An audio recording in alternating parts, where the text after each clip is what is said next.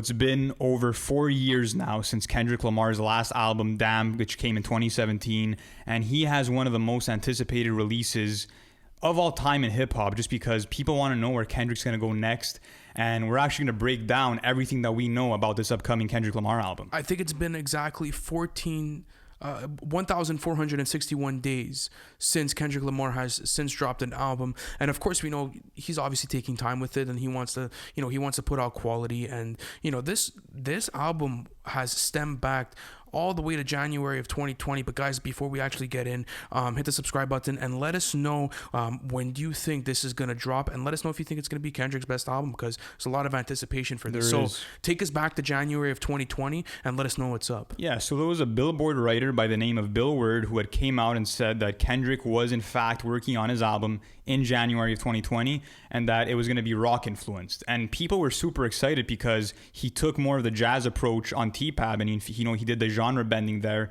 and people loved it. It was probably his most critically acclaimed album, so that news really got people hyped. But there was not too much word about that until we hit March. Then March comes along and we get to the PGlang situation, and this is a collaborative project between Georgia Smith, Baby Keem, and Dave Free, which is his cousin, I believe. So how did you feel about this, and what were the first emotions? Because I remember when this happened, he completely wiped off everything off Instagram. The logos were going everywhere. The website, the landing page for PGlang was up with the description for the collaborative process. How did you feel about it, and do you think that was connected to the album? Well, I remember as soon as it happened, you had called me on the phone and you're like, I think Kendrick's rolling out his album, and I was kind of skeptical. I'm like, I don't know, it's kind of a weird way to kind of start a rollout for an album. It doesn't seem like it's associated to an actual album, and it ended up being, of course, the creative project that it is alongside Dave Free, which is his manager.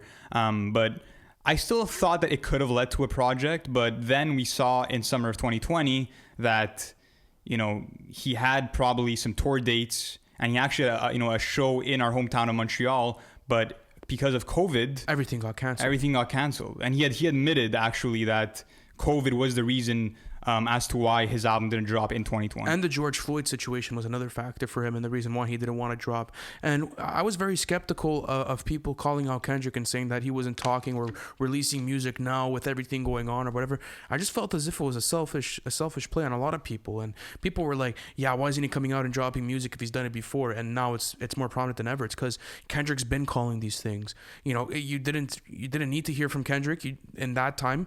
Go back to 2015 and listen to what he has to say about it. It's all in there. Yeah, it is. And he's spoken on several occasions on the matter. So that was kind of cheese to me in the way, people looked at him and be like, why aren't you dropping your music now, right? And that was very frustrating. Yeah, and then, again, Kendrick goes silent. There's no word from him at all throughout the entire summer.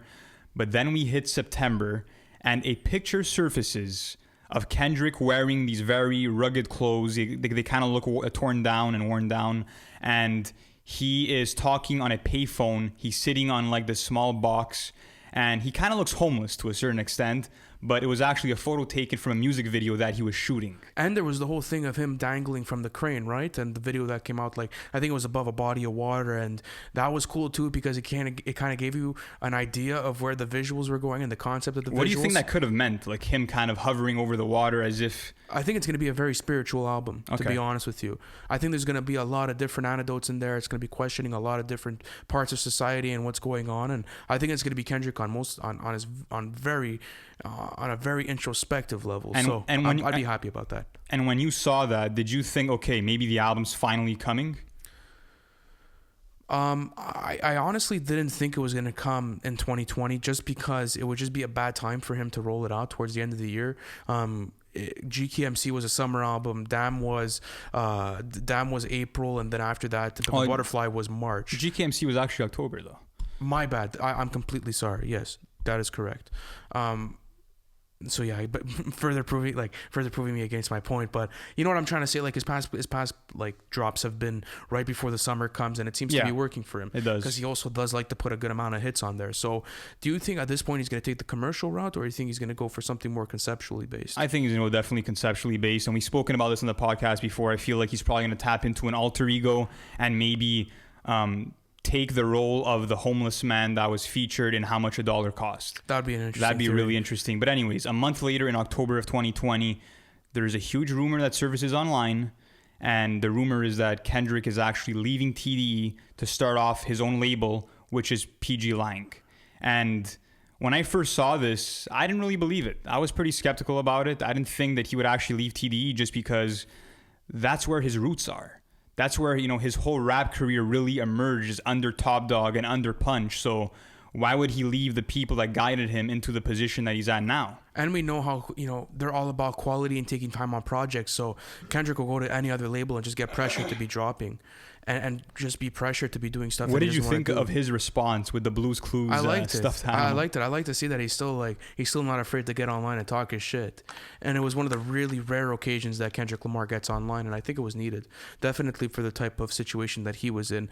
But now we get onto the Kendrick Lamar and Baby Keem for No ID, and that's a magazine, of course. And I think it's called ID Magazine. Sorry, ID Magazine. My bad. And this is in October of 2020, and we got a lot of information about the music in here. So take us through some of the key standpoints of that whole feature. I would say the main takeaways were the facts that Kendrick said that he will never make a Good Kid, Mad City Part 2. Mm-hmm. And that's him saying that he never wants to repeat himself. He always wants to create a new body of work that goes into very different directions and that speaks to a different part of his artistry.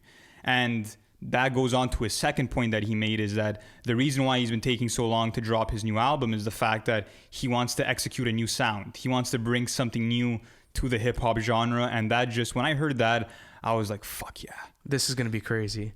That's a completely different concept. Who knows? You might not even get any commercial songs on this. It might just be one of the best projects he ever delivers. And that's what's interesting about this, is because, you get to March of 2020, there's a bit of collaboration talk about it. And that Thundercat was working on the album. And he didn't give too many details, but he did say that he was working on the album. So that's always interesting. And that was cool too, because that was when the PGlang thing was going crazy. Yeah. And, that as a whole really just drove everything forward. So now let's talk about the actual release of the project. We've given our speculations on it a couple of times on the project, but on the podcast, but we've gotten to a point now where we're in April. We are approaching the summer. So now I think we could start giving months, if you think so.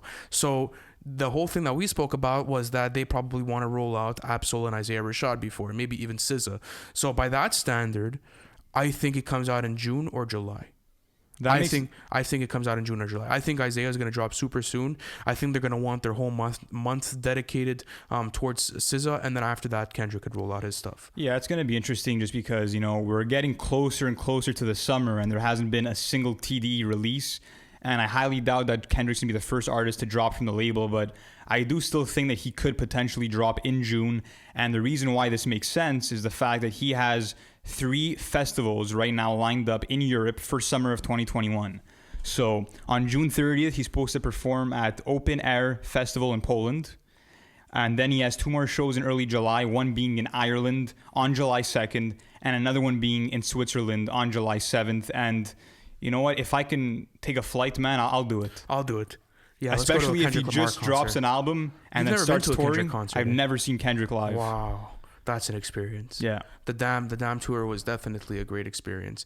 And that's pretty cool, because we might be getting new Kendrick Lamar soon. So guys, listen, let us know in the comments section when do you think this is going to drop, because it's very interesting. And guys, we're covering all the Kendrick content. So hit the subscribe button if you haven't already. Thank you so much, guys, for watching the episode. Listen, we got a lot of stuff going on here at NFR. You guys could join our community by joining our Discord chat. It's absolutely popping. The link is going to be in the bio, guys. And listen, hit the like button, hit the subscribe button, and the notification tabs. We're doing daily content here at NFR Podcast. Thank you guys for sticking in, and I'll see you on the next one.